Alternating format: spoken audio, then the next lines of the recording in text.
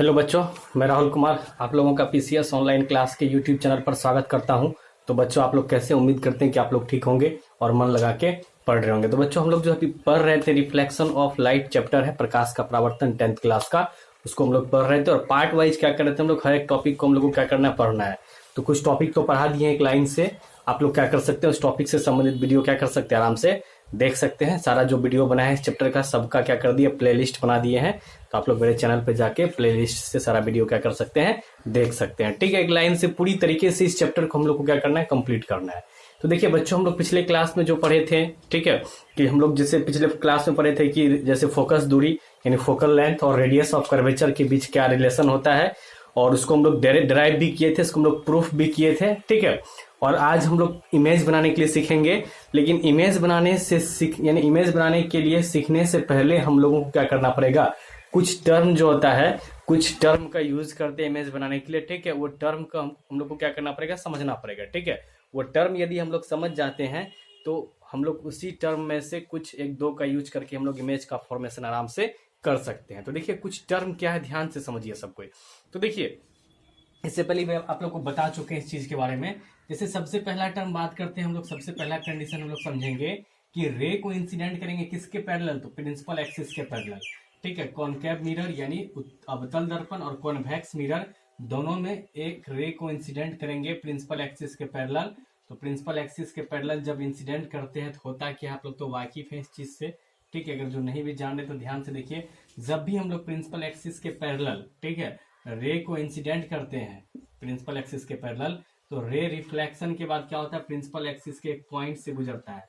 ठीक है, principal axis के क्या होता है, एक पॉइंट से गुजरता है, जिसको हम लोग क्या कहते हैं, फोकस कहते हैं, और उसको एक्स से सूचित करते हैं। या अब हम लोग की बात तो जान चुके हैं, हम लोग डायरेक्ट बोल सकते हैं, क्या बोल सकते हैं कि यदि प्रिंसिपल एक्सिस के पैरेलल रे को इंसिडेंट किया मिरर पे, तो रे रिफ्लेक्शन के बाद कहाँ होता है, फोकस से गुजरता है। रिफ्लेक्शन के बाद किससे गुजरता है, फोकस से गुजरता है। तो ये हो गया किसमें, ये हो गया आपका कॉनकेव मिरर में। उसी प्रकार हम कॉन्वेक्स मिरर में बात कर ले, अब उत्तल दर्पण में, उत्तल दर्पण में आखिर क्या होगा, यदि प्रिंसिपल एक्सिस के पैरेलल इंसिडेंट करेंगे तो रे का क्या होगा, तो ये मान लेते पोल है, और ये क्या है, सेंटर ऑफ कर्वेचर, और दोनों से गुजरने वाला लाइन क्या कहलाएगा, प्रिंसिपल एक्सिस। और यहाँ भी ठीक बीचों बीच क्या होता है, पॉइंट पाया जाता है, उसको क्या कहते हैं, फोकस कहते हैं। ठीक है, तो प्रिंसिपल एक्सिस के पैरेलल जब रे को इंसिडेंट करते हैं तो रे रिफ्लेक्शन के बाद हम लोग को क्या होता है, हम लोगों को रिफ्लेक्शन के बाद देखिए रे रिफ्लेक्ट कर जाता है रिफ्लेक्शन के बाद, लेकिन ये फोकस देख रहे हैं, इससे क्या होता है, हम लोगों को आता हुआ प्रतीत होता है, आता हुआ एहसास होता है। ठीक है, यहाँ जब हम लोग प्रिंसिपल एक्सिस के पैरेलल रे को इंसिडेंट करते हैं, ये फोकस से क्या होता है,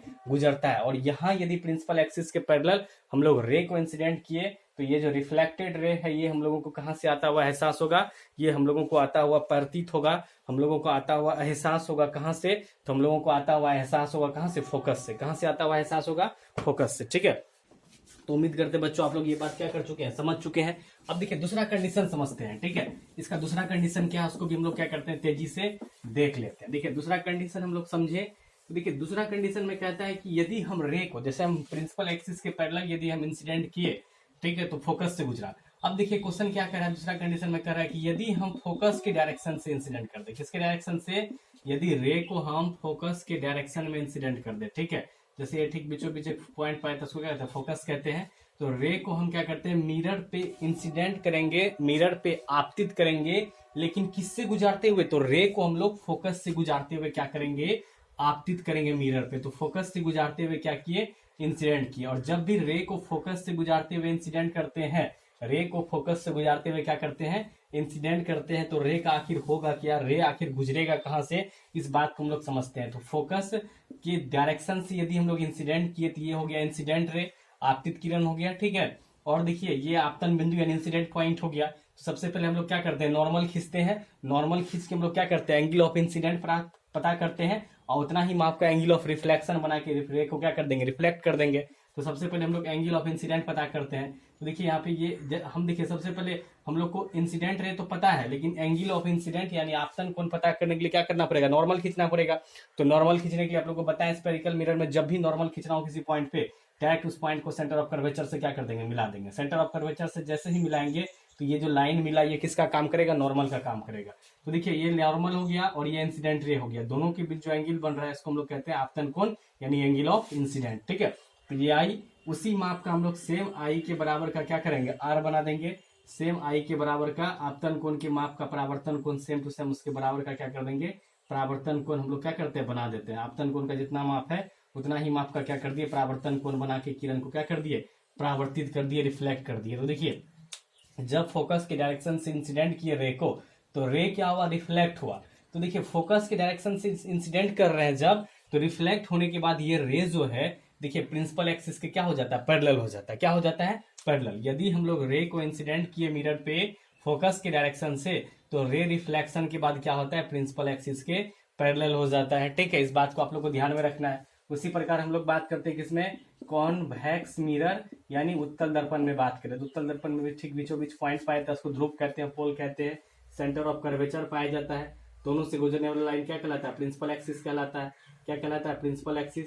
और दोनों के बीच ठीक बीचों बीच एक पॉइंट पाया जाता है, उसको क्या कहते हैं, फोकस कहते हैं। तो हमको रे को इंसिडेंट करना है, रे को क्या करना है, इंसिडेंट करना है किसके डायरेक्शन में, तो फोकस के डायरेक्शन में। किसके डायरेक्शन में, फोकस के डायरेक्शन में क्या कर दिया, इंसिडेंट कर दिया। ठीक है, तो यहाँ भी हमको क्या करना पड़ेगा, एंगल ऑफ इंसिडेंट पता करना पड़ेगा, आपतन कोण पता करना पड़ेगा, उतना ही माप का परावर्तन कोण बना के रे को क्या कर देंगे, रे को रिफ्लेक्ट कर देंगे। तो देखिए यहाँ पे क्या करेंगे, एंगल इंसिडेंट रे हमको पता है ये इंसिडेंट रे है, तो हमको इंसिडेंट एंगल पता करना है। तो इंसिडेंट एंगल पता करने के लिए आप लोग को जस्ट पता है कि इंसिडेंट पॉइंट को किससे मिला देंगे, सेंटर ऑफ कर्वेचर से मिला देंगे। किससे मिला देंगे इंसिडेंट पॉइंट को, तो इंसिडेंट पॉइंट को सेंटर ऑफ कर्वेचर से क्या कर दिए, हम मिला दिए। ठीक है, तो ये जैसे ही सेंटर ऑफ कर्वेचर से क्या हुआ, मिला। ठीक है, फिर भी हमको एंगल ऑफ इंसिडेंट नहीं पता चला, तो इसी रे को हम क्या करते हैं, थोड़ा सा आगे बढ़ा देते हैं।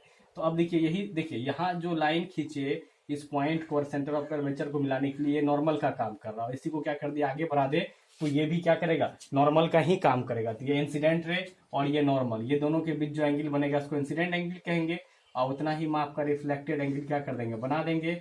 और रे को हम लोग क्या कर देंगे, रिफ्लेक्ट कर देंगे। क्या कर देंगे, रिफ्लेक्ट कर देंगे, उतना ही माप का रिफ्लेक्ट, यानी उतना जितना एंगल ऑफ इंसिडेंट है, जितना मान आपतन कोण का है, उतना ही माप का परावर्तन कोण बना के रे को क्या कर दिए, रे को रिफ्लेक्ट किए। तो देखिए यहाँ भी रे क्या हो रहा था, जब फोकस के डायरेक्शन हम लोग इंसिडेंट किए थे, तो मिरर से रिफ्लेक्शन के बाद देखिए ये इस प्रकार से सीधे चले गया। तो देखिए एक बात गौर कीजिए, प्रिंसिपल एक्सिस के पैरेलल हो गया कि नहीं हो गया, हो गया ना प्रिंसिपल एक्सिस के पैरेलल।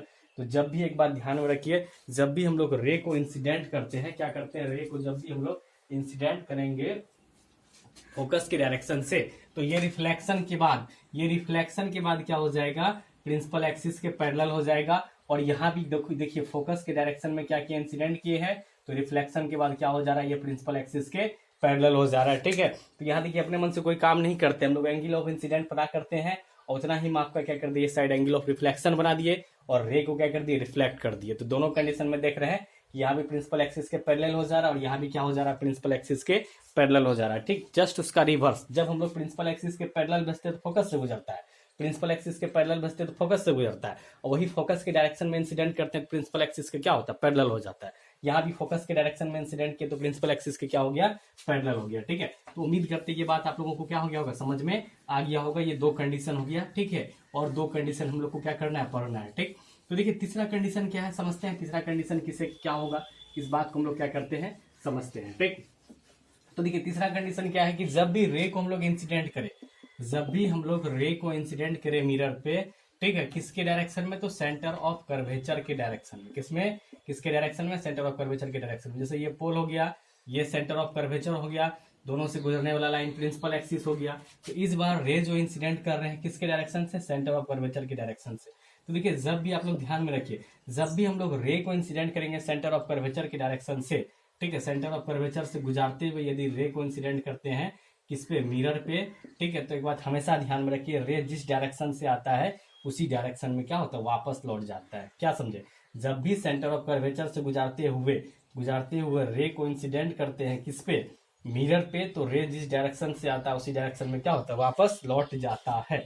ऐसा होता क्यों है, देखिए ध्यान से, ऐसा होगा क्यों, ऐसा आखिर होता क्यों है। ठीक है, तो देखिए इंसिडेंट रे ये हो गया, ये कौन सा रे हो गया, इंसिडेंट रे हो गया।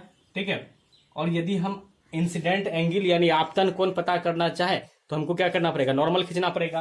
तो यहाँ पे हम नॉर्मल खींचेंगे, तो नॉर्मल खींचने के लिए क्या करेंगे, इस पॉइंट को सेंटर ऑफ कर्वेचर से मिलाएंगे। तो देखिए इंसिडेंट रे और नॉर्मल क्या हो गया, एक दूसरे के ऊपर आ गया कि नहीं आ गया, ये भी इंसिडेंट रे देखिए सेंटर ऑफ कर्वेचर से आते हुए मिरर पे इंसिडेंट हो रहा है। ठीक, और नॉर्मल जो खींचे नॉर्मल खींचने के लिए, अभिलंब खींचने के लिए डायरेक्ट इंसिडेंट पॉइंट को सेंटर ऑफ कर्वेचर से क्या करते हैं, मिलाते हैं। तो इंसिडेंट पॉइंट को सेंटर ऑफ कर्वेचर से मिलाएं तो देखिए जो नॉर्मल खिंचाया वो इंसिडेंट रे के ऊपर ही खिंचा गया ना, यानी इंसिडेंट रे और नॉर्मल आपस में एक दूसरे के क्या कर गया, ओवरलैप कर गया, एक दूसरे के ऊपर आ गया। इस दोनों के बीच बनने वाला एंगल कितना डिग्री हो गया, 0 डिग्री। ऐसे रहता थोड़ा सा तब ना कुछ एंगल बनता है, ये पूरा एक दूसरे के ऊपर आ गया। तो यहाँ दोनों के बीच बनने वाला इंसिडेंट एंगल यानी आपतन कोण का मान कितना डिग्री, 0 डिग्री।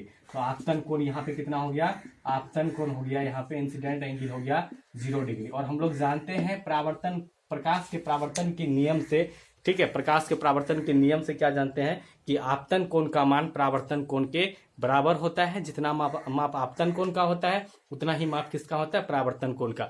तो आपतन कोण 0 डिग्री, तो प्रकाश के परावर्तन के नियम से हम लोग जानते हैं परावर्तन कोण का भी माप, परावर्तन कोण का भी माप 0 डिग्री होगा, क्योंकि आपतन कोण क्या है, 0 डिग्री है। हम लोग जानते हैं प्रकाश के परावर्तन कोण, प्रकाश के परावर्तन के नियम से कि आपतन कोण का मान परावर्तन कोण के बराबर होता है। तो हमको यहाँ आपतन कोण 0 डिग्री मिला, तो परावर्तन कोण भी कितना होगा, 0 डिग्री होगा। तो कब संभव है 0 डिग्री परावर्तन कोण, तो परावर्तन कोण कब 0 डिग्री संभव है, जब किरण क्या हो, थोड़ा सा अपना रास्ता चेंज करके चले जाए। नहीं, 0 डिग्री कब संभव है, जब अभिलंब यानी नॉर्मल और परावर्तित किरण क्या हो जाए, एक ही रेखा हो जाए, एक दूसरे के ऊपर आ जाए, एक दूसरे को क्या कर दे, ओवरलैप कर दे। कौन कौन, परावर्तित किरण और अभिलंब।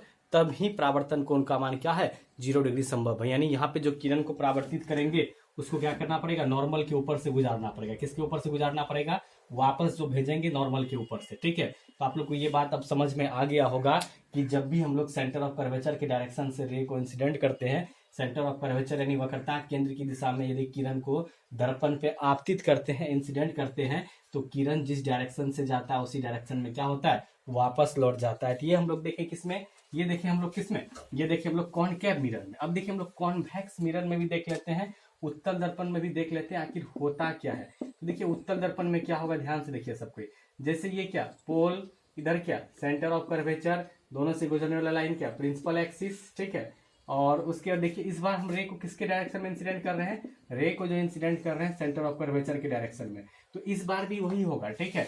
जिस डायरेक्शन से आएगा, जब भी हम सेंटर ऑफ कर्वेचर के डायरेक्शन में यदि रे को इंसिडेंट करें, तो रे जिस डायरेक्शन से आएगा उसी डायरेक्शन में क्या हो जाएगा, वापस लौट जाएगा। रे जिस डायरेक्शन से आएगा उसी डायरेक्शन में क्या हो जाएगा, वापस लौट जाएगा। इस बात को आप लोग को ध्यान में क्या करना है, रखना है, ठीक है, कि सेंटर ऑफ कर्वेचर के डायरेक्शन से यदि रे को इंसिडेंट करे तो रे क्या होगा, जिस डायरेक्शन से आएगा उसी डायरेक्शन में क्या हो जाएगा, वापस लौट जाएगा। चाहे मिरर यानी कॉनकेव हो या मिरर कॉन्वेक्स हो, उससे कोई फर्क नहीं पड़ता है, ठीक। अब देखिए हम लोग अगला समझते हैं, चौथा कंडीशन, लास्ट कंडीशन, चौथा कंडीशन क्या कहता है, ठीक है। चौथा कंडीशन देखिए ध्यान से समझिए, ठीक। यहाँ पे हम लोग क्या करेंगे, रे को इंसिडेंट करेंगे मिरर के पोल पे। यहाँ पे रे को इंसिडेंट करेंगे किस पे, मिरर के पोल पे इंसिडेंट करेंगे। जैसे यहाँ ध्यान से समझिए, जैसे क्या करते हैं हम कॉनकेव मिरर लिए हैं, क्या लिए बताइए, कॉनकेव मिरर, ठीक, बीचों बीच एक पॉइंट पाया जाएगा पोल, इधर क्या पाया जाएगा, सेंटर ऑफ कर्वेचर, दोनों से गुजरने वाला लाइन प्रिंसिपल एक्सिस, ठीक है। अब देखिए यहाँ ठीक बीचों बीच फोकस, ठीक। तो देखिए रे को इंसिडेंट किए किसके डायरेक्शन में, पोल के डायरेक्शन में, यानी रे को इंसिडेंट किए मिरर पे, ठीक है। लेकिन मिरर पे भी किए तो किस पॉइंट पे कर दिए, पोल पे कर दिए। किस पे कर दिए, पोल पे। तो ये देखिए इंसिडेंट रे हो गया, ये कौन सा रे हो गया, ये इंसिडेंट रे हो गया। अब देखिए हमको एंगल ऑफ इंसिडेंट पता करेंगे, तब ना एंगल ऑफ रिफ्लेक्शन बना के परावर्तन कोण बना के किरण को क्या करेंगे, परावर्तित करेंगे। तो देखिए ये इंसिडेंट रे हुआ, तो हमको क्या पता करना है, आपतन कोण का मान पता करना है। कैसे पता करेंगे, तो ये देखिए पोल जो है किसका काम कर रहा है, आपतन बिंदु का काम कर रहा है। किसका काम कर रहा है, आपतन बिंदु का। और बताएं कि अभी जैसे आपतन कोण पता करने के लिए हमको क्या पता होना चाहिए, आपतित किरण, जो हम लोगों को पता है। दूसरा क्या पता होना चाहिए, अभिलंब, क्योंकि आपतन कोण आपतित किरण और अभिलंब के बीच का, आपतित किरण इंसिडेंट रे और अभिलंब कहा जाए तो नॉर्मल के बीच का क्या होता है, एंगल होता है। तो नॉर्मल खींचने के लिए क्या करेंगे, तो इस पोल पे क्या करेंगे, इस पोल को किससे मिला देंगे, सेंटर ऑफ कर्वेचर से। देखिए दोनों मिला हुआ है कि नहीं मिला हुआ है, ये जो प्रिंसिपल एक्सिस है इसके कारण क्या है, ये दोनों आपस में मिला हुआ है कि नहीं मिला हुआ है। तो ये जो पीसी हो जाएगा, ठीक है, इसको हम लोग रेडियस ऑफ कर्वेचर भी कह सकते हैं, या इसको हम लोग डायरेक्ट प्रिंसिपल एक्सिस कहेंगे, ठीक है। देखिए प्रिंसिपल एक्सिस ही अभी किसका काम कर रहा है, जब हम लोग पोल पे रे को इंसिडेंट करते हैं तो उस दरमियान प्रिंसिपल एक्सिस ही नॉर्मल का काम करता है।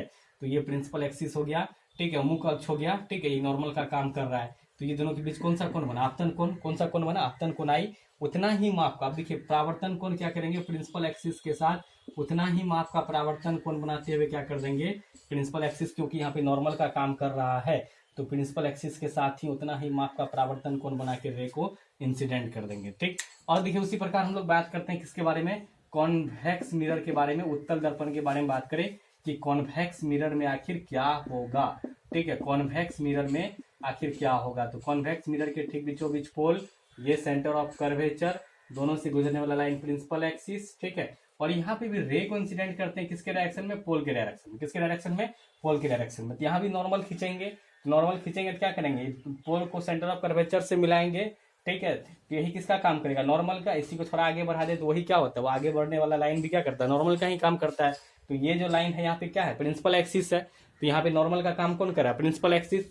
तो इंसिडेंट रे और प्रिंसिपल एक्सिस के बीच जो एंगल आई बनेगा उतना ही माप का एंगल आर बना के रे को क्या कर देंगे, रिफ्लेक्ट कर देंगे। प्रिंसिपल एक्सिस के साथ उतना ही परावर्तन कोण बना के रे को क्या कर देंगे, रिफ्लेक्ट कर देंगे। क्या कर देंगे, रिफ्लेक्ट कर देंगे। तो यहाँ हम लोगों को एक बात समझ में आया, क्या समझ में आया कि देखिए एक बात क्या समझ में आया कि देखिए जब भी हम लोग पोल के डायरेक्शन में रे को इंसिडेंट करेंगे, जैसे यहाँ पे भी देखिए पोल के डायरेक्शन में क्या किए, रे को इंसिडेंट किए, तो इंसिडेंट रे प्रिंसिपल एक्सिस के साथ जितना इंसिडेंट एंगल यानी आपतन कोण बनाएगा, परावर्तित किरण यानी रिफ्लेक्टेड रे भी क्या करेगा, प्रिंसिपल एक्सिस के साथ उतना ही माप का परावर्तन कोण बनाते हुए क्या हो जाएगा, परावर्तित हो जाएगा।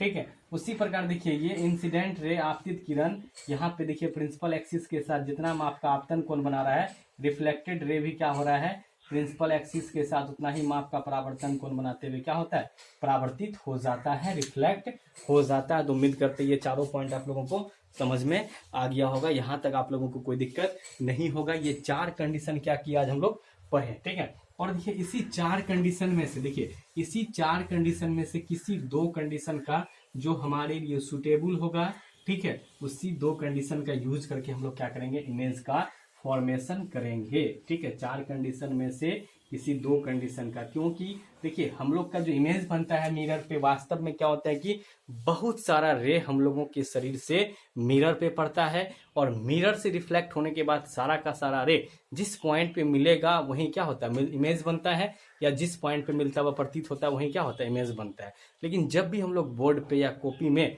इमेज बनाएंगे किसी ऑब्जेक्ट का, ठीक है, तो यहाँ पे हम लोग सिर्फ और सिर्फ केवल और केवल दो रे का यूज करेंगे। कितना रे का यूज करेंगे इमेज बनाने के लिए, सिर्फ और सिर्फ दो रे का। और अभी हम लोग टोटल चार कंडीशन पढ़े, चार कंडीशन में से जो दो कंडीशन मेरे लिए ज्यादा सुटेबल होगा उसी दो कंडीशन का यूज करके हम लोग क्या कर लेंगे, इमेज का फॉर्मेशन कर लेंगे। तो उम्मीद करते हैं आज आप लोगों को जो भी बताएं अच्छी तरीके से समझ में आया होगा। ठीक है, बाकी बात और किताब भी आप लोग पढ़ लिया कीजिए।